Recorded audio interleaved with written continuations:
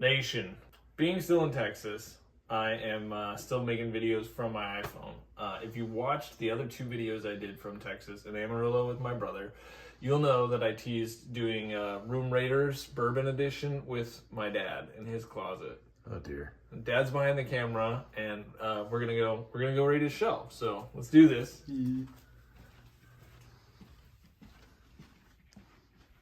This is where the magic happens. Where the workbench is some the point of origin. Anyway. He keeps his bourbon in the closet, which is a good place to keep it, generally speaking. And for all the grief I got growing up about the condition of my bedroom, you know, the condition of the closets, kind of surprising. But a couple of things I want to point out here. This is a good selection. We got a few things to go through, but I also want to point out I'm planning on stealing this away. This is a starter jacket from like 1985 that's in mint condition, and Dad didn't even know that this like starter jackets were pursued. So this has got to be worth something if you're a Twins fan. So yeah, I'm gonna sell that on eBay at some point. After I'm deed. So let's do this thing. Way more than Austin had. And a decent smattering here. But we're just going to take them one at a time. And Dad will provide color commentary as he will as we go through these.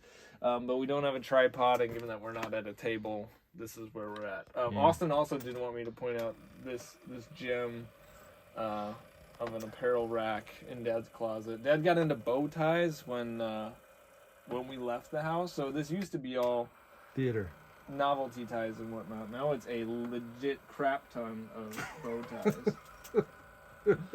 Here's an Elijah Craig one though. Yeah, I do. So I'll wear that. Put that on. All right, let's run down here. We'll start at the right. Dad being a Scotch guy, he's got a few staples, if you will. We're going to talk about this actually in a little bit. This is a non-alcoholic whiskey, so I've not tried this yet. So we're going to do a live taste review, not live, but I'm going to taste it for the first time and have it be, my virgin palate will be disgraced, deflowered by this in a video in a little bit. Scotch-wise, though, some staples. Monkey Shoulder.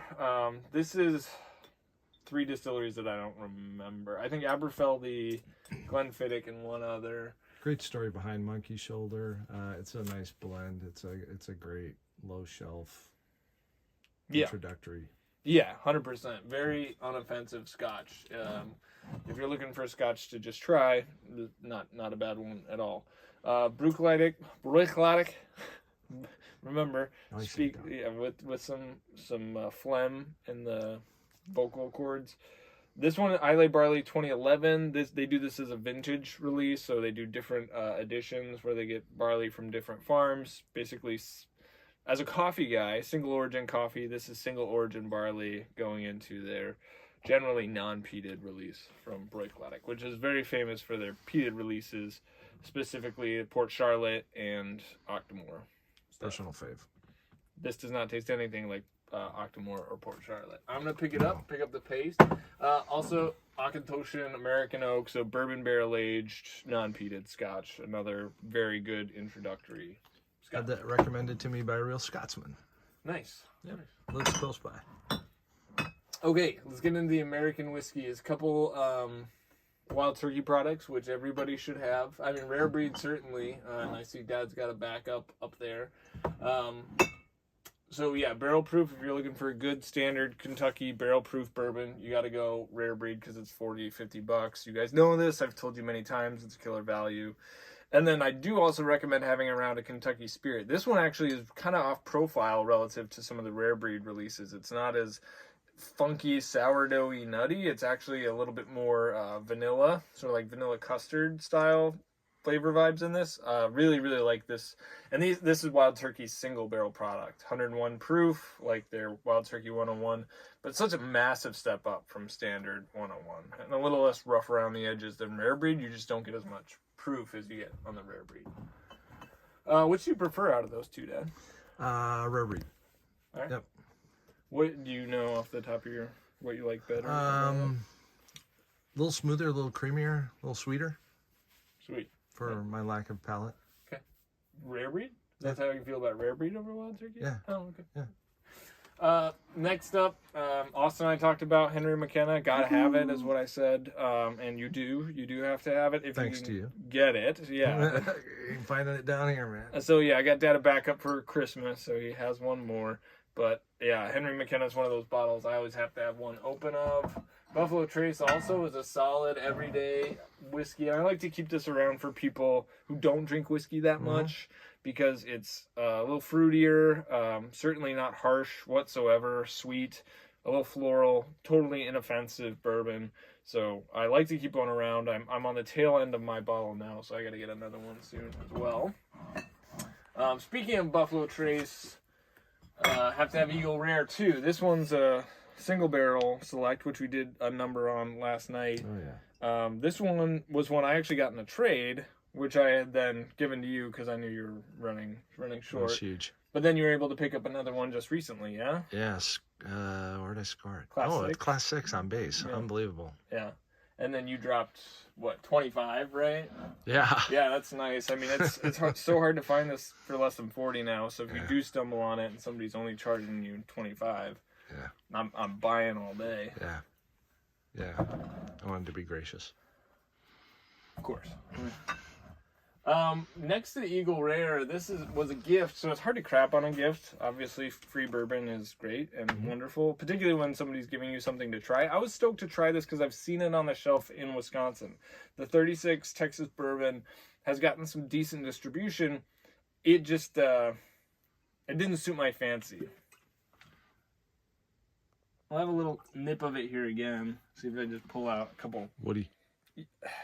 Grainy for me, like woody and kind of a dank, moist, dank in a bad way, dank, moist wood, not in a rich, sweet oak, the kind of smoky note. Yeah, it just tastes like a young whiskey, and it's hot. It's really hot for being only 96 proof. It drinks like it's in that 107 range, while being really grainy. It's got some sweetness given the fact that the super heat of Texas ages bourbon kind of quickly. So you get a decent amount of sweetness and oak influence. The problem is it still takes time for the graininess from a spirit to age off. And that's what I see in a lot of really young whiskeys aged in hot climates is good sweetness, some oak in the profile, but a lot of just... uncooked bread. Yeah. And that's not a note I like in bourbon whatsoever. A couple things that you picked up, I think, when we were on our Kentucky trip, yeah? So this was from the golf trip we did, golf and bourbon tours back in July, and the old Bardstown Bottled and Bond. Yep, nice. Austin had this one in our taste through, just look through of his shelf. It didn't take us long to actually drink through his shelf, but 100 proof, great whiskey. And then this one is... Not as good. Huh? It's not as good. You don't like this one as much as this one? No. This one is not as rye heavy as this one. This is probably a blend of some different profile barrels. There's also some different ages at work here. So it would depend on the day for me, which one I like better. The better value is the old Bardstown Bottled and Bond. This one will run you 30, 35, probably 40 in certain areas. This one's going to run you 20. Enjoyable. Crazy. You are well stocked on the Evan Williams Bottled and Bond. I see you got a handle up there. Yeah. Is this your daily? Yeah, and that's what my bride will mix with a little bit of Fireball to spice her up. Oh, nice. Well, we won't judge her for that. Yeah. She's an amazing woman. Yeah. The Heaven Hill Green Label, when we were in Kentucky, you picked up 2 of these, and is this your last one? Did you already kill the other one? It is. It's fantastic. So apparently this one is also discontinued now. Is it really? Yeah. Oh, suck. Yeah. So that's what I heard. Maybe it's not, but I heard it was. So apparently Heaven Hill's just... the demand is super, super high, and so to release killer whiskeys at a 6-year age statement, whether it's 90 proof or 100 proof, for $13, it just doesn't make fiscal sense anymore, which is a bummer. Yeah. Other things from Heaven Hill, I posted about this, and when I get home, Dad got me one of these things, Dad. Yep. I'm going to taste this alongside the old white label bottled in bond. So I'm going to pop both and do a video comparison tasting. That'll be fun. Might do that live. We'll see. Not sure.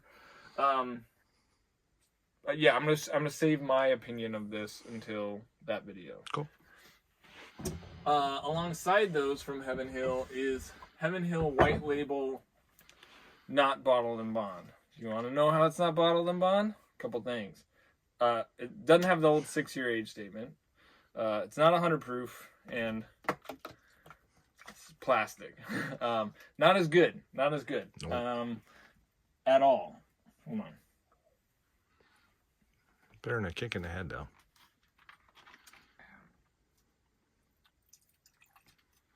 It's been a while since I tasted this, so I want to give it another nip here. It doesn't have the grainy nose that the 36 Texas bourbon had, but it also has a very sharp, like it's very light. It's light and it's sharp. It's like the Basil Hayden of Heaven Hill. It's actually not that bad. It's light and it's sweet. It doesn't taste off-putting.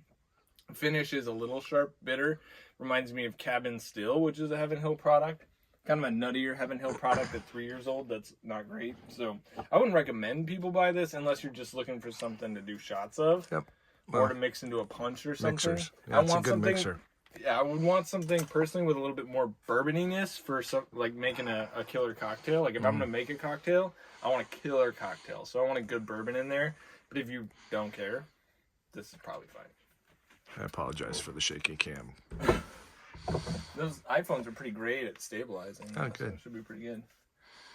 Another gift, and this one I enjoyed a little bit more. This is from an Oklahoma distillery, Hockatown. I think that's how you say that. I never heard of this before, but Dad's like, hey, a friend gave me this, Sam Starkey. So Sam, if you watch a video, this was pretty cool. We got to taste this together. This is a 40-month-old single barrel, and while it does have a little grain like the 36, really rich and full flavored. Similar to a Heaven Hill kind of profile. Probably quick aging given the 40 month. I don't know what size casks they use, but this is their own juice, so this is not sourced. It says distilled, aged, and bottled by Hockatown Distilling. Again, I looked for a review on this stuff, couldn't find it.